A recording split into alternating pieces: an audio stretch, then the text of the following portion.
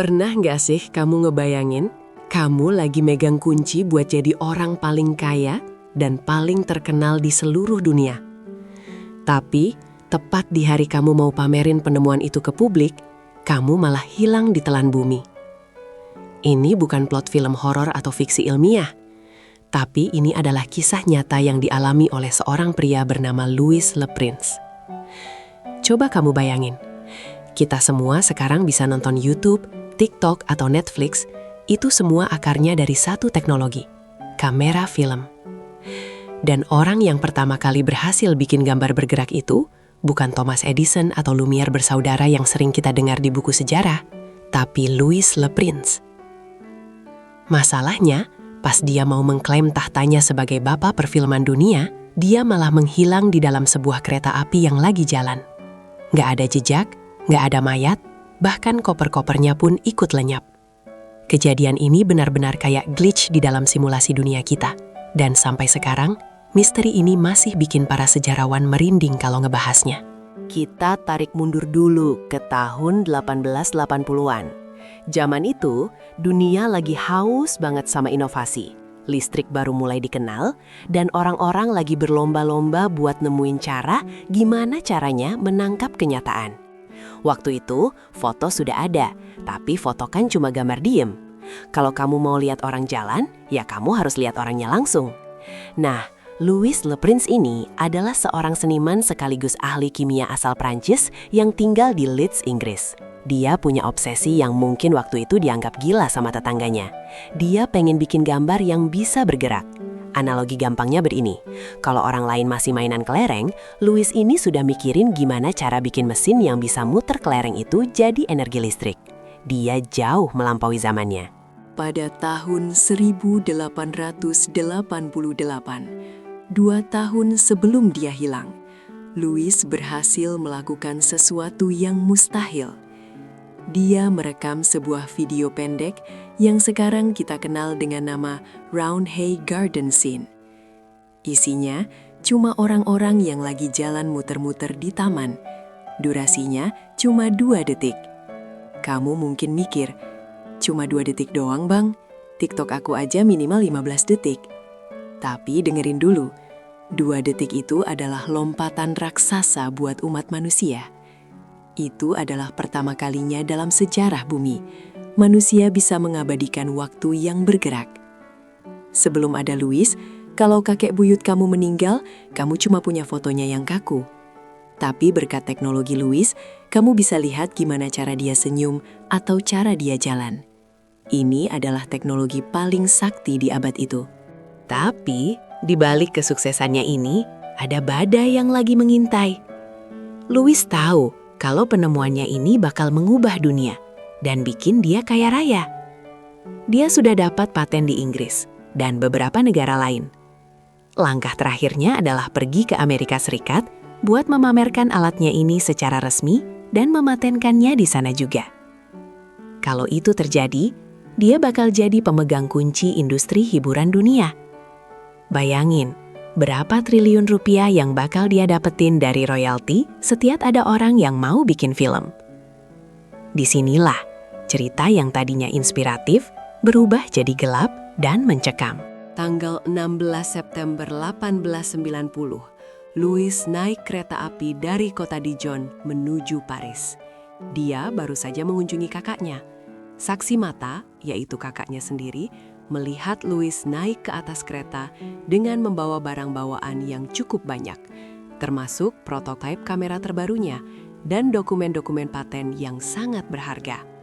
Keretanya adalah kereta ekspres, yang artinya nggak berhenti di stasiun-stasiun kecil. Logikanya, kalau kamu naik di titik A, kamu pasti bakal turun di titik B, karena nggak mungkin kamu loncat dari kereta yang lagi melaju kencang tanpa ada orang yang tahu. Tapi apa yang terjadi? Pas kereta sampai di Paris, Louis Le Prince nggak pernah turun. Teman-temannya yang sudah nunggu di peron kereta kebingungan. Mereka cek ke dalam gerbongnya, dan kamar kompartemen tempat Louis duduk itu kosong melompong. Nggak ada Louis, nggak ada koper, nggak ada kamera, bahkan nggak ada tanda-tanda perlawanan atau darah. Dia benar-benar lenyap, seolah-olah dia baru saja melakukan teknik teleportasi yang gagal. Polisi Prancis langsung turun tangan. Mereka geledah seluruh jalur kereta api dari Dijon sampai Paris. Mereka pikir mungkin Louis jatuh atau ada kecelakaan. Tapi hasilnya nol besar. Nggak ditemukan mayat di sepanjang rel. Penjaga gerbong juga bersumpah kalau dia nggak melihat ada orang yang keluar dari kereta atau ada kegaduhan selama perjalanan. Bayangin betapa anehnya situasi ini. Ini kayak kamu lagi di dalam lift sendirian, pintu tertutup di lantai 1. Tapi pas pintu terbuka di lantai 10, kamu sudah nggak ada di sana. Padahal liftnya nggak berhenti di lantai manapun. Fenomena ini bikin banyak orang mulai berspekulasi dengan teori-teori liar. Teori pertama yang paling sering dibahas adalah soal persaingan bisnis yang kejam. Kamu tahu kan siapa rival terberat dalam dunia penemuan waktu itu? Ya, Thomas Edison. Edison itu bukan cuma sekedar penemu, dia adalah pengusaha yang sangat agresif. Dia punya sejarah panjang soal meminjam ide orang lain atau bahkan menghancurkan karier rivalnya lewat jalur hukum yang melelahkan. Di Amerika, Edison lagi ngerjain proyek serupa yang namanya kinetiskop. Tapi teknologi Edison waktu itu masih kalah jauh dibanding punya Louis. Ada teori gelak yang bilang kalau Louis dihilangkan oleh agen-agen yang bekerja untuk kepentingan industri besar di Amerika. Mengingat betapa berharganya dokumen yang dibawa Louis, teori ini jadi masuk akal. Tanpa Louis, nggak ada yang bisa ngeklaim kalau teknologi film itu milik dia. Dan benar aja, setelah Louis hilang, sejarah seolah-olah menghapus namanya. Thomas Edison tiba-tiba muncul sebagai sang pencipta film, dan keluarga Louis Le Prince harus berjuang mati-matian di pengadilan selama bertahun-tahun buat membuktikan kalau Louis lah yang lebih dulu menemukannya. Anak laki-laki Louis, Adolphe Le Prince, bahkan sampai dipanggil jadi saksi. Tapi apa yang terjadi kemudian bikin bulu kuduk makin berdiri. Adolphe ditemukan tewas tertembak saat lagi berburu. Polisi bilang itu bunuh diri atau kecelakaan, tapi waktunya terlalu pas. Tapi, mari kita bedah teori lain yang gak kalah menarik. Ada yang bilang Louis sengaja menghilang karena dia punya utang besar. Tapi ini agak lemah. Ada juga teori yang bilang dia bunuh diri karena depresi. Tapi lagi-lagi gak ada mayat yang ditemukan. Dampak dari hilangnya Louis Le Prince ini luar biasa besar bagi sejarah dunia. Karena dia hilang, perkembangan dunia film jadi sedikit terhambat dan dikuasai oleh monopoli perusahaan besar. Kita baru benar-benar mengakui Louis sebagai pelopor sejati setelah puluhan tahun kemudian, ketika bukti-bukti teknis dari kamera buatannya diteliti ulang oleh para ahli. Ternyata, desain kamera Louis itu jauh lebih canggih dan lebih efisien daripada apa yang dibuat Edison di tahun-tahun awal. Misteri ini kayak puzzle yang satu potongannya sengaja dibakar, biar nggak pernah lengkap.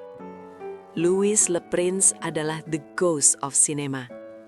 Dia ada di sana, di setiap frame film yang kita tonton.